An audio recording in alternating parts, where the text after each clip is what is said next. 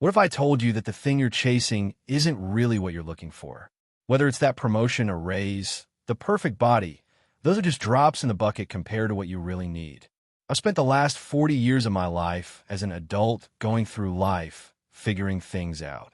And I'd like to share those perspectives with you. Let me take a few minutes to tell you what I've learned over these 4 decades. Why now? A moment of reflection. You might ask, Jake, where did this come from?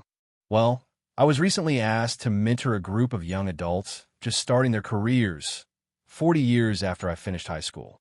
That moment made me reflect deeply. Where did the time go? It really got me thinking about life, what I've done, what I've learned. If I could go back and give my 18-year-old self some advice, it would be this. Time is the most precious commodity you've got. Time, the most valuable resource. You can't get back a single second to play again. So live every moment like it matters. Because one day, you'll blink, and you'll be 40 years removed from high school. That time will have flown by like it was yesterday. And here's the hard truth. Time will keep passing whether you like it or not. But the good news? You get to choose how to spend it, how to live it, and who to share it with. And if you're spending it with people who don't value your time, you need to reconsider. Maybe they're not worth it. Choose wisely. Spend wisely. Make every second count. A career carousel and what it taught me. In my adult life, I've had about 8 to 10 different careers. And I use careers loosely because none of them lasted more than a few years.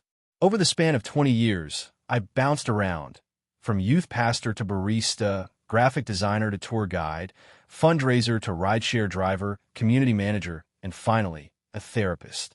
Each of these jobs helped me pay the bills and support my family. But more importantly, they taught me about life. They reminded me that what matters isn't your job title. It's who you are, your work ethic, the kind of impression you leave behind. That's what sticks with people. That's what makes or breaks you. Purpose, the deeper search. In all those jobs, what I was really seeking was purpose. Why am I alive? What am I here for? What am I meant to do? Because deep down, we all crave a sense of meaning. We want to be fulfilled. We want to belong. We want to make a difference. And honestly, I believe most people truly do want to make a difference. If you got a reason to wake up and go at life, it becomes a lot easier. But that purpose, it doesn't always come from your job. Sometimes it comes from the things we overlook. The power of the process. The process of achieving cannot be discounted. I've tried finding purpose in countless ways. Teaching youth, rescuing animals, building community gardens, starting clubs. And deep down, what I was trying to do was simple. Help others. Why? Because I once heard, if you got problems, help someone else solve theirs. Yours won't seem as big. And that became my go-to. When life got hard, I found someone who needed help and gave them my energy. Even if only for a while, it made my problems feel smaller. The quest for self-respect. But ultimately, what I was looking for all along was self-respect. I wanted to be proud of myself. I wanted to like who I saw in the mirror. I wanted peace inside my own skin. So, for 40 years, I bounced from job to job. I gave my time, my energy, my resources. And all the while, the thing I was looking for, it was right here, inside me. I just had to discover it. I had to tap into it.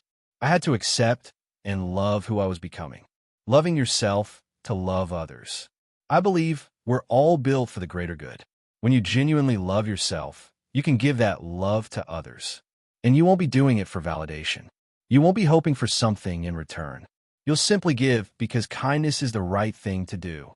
You'll help others not to fix them, but to remind them of their own worth.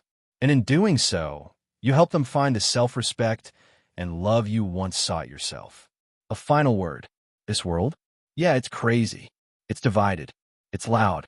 But deep down, I truly believe we love each other. We care for each other. We believe in each other, even when it's hard to see. I can't fix the division, but I can say this. If we all loved ourselves a little more and then turned that love outward, this world would be a much better place. So, how do you sum up 40 years in a few minutes? Watch how you spend your time. Be careful with how you give of yourself. But above all, love yourself. Because when you do, loving others becomes a whole lot easier. And hey, if you're still here, thanks for sticking around. Hit that subscribe button. Maybe drop me a comment about how you feel. That would mean a lot. Thanks for watching. 40 years. in just a few minutes. I still can't believe it.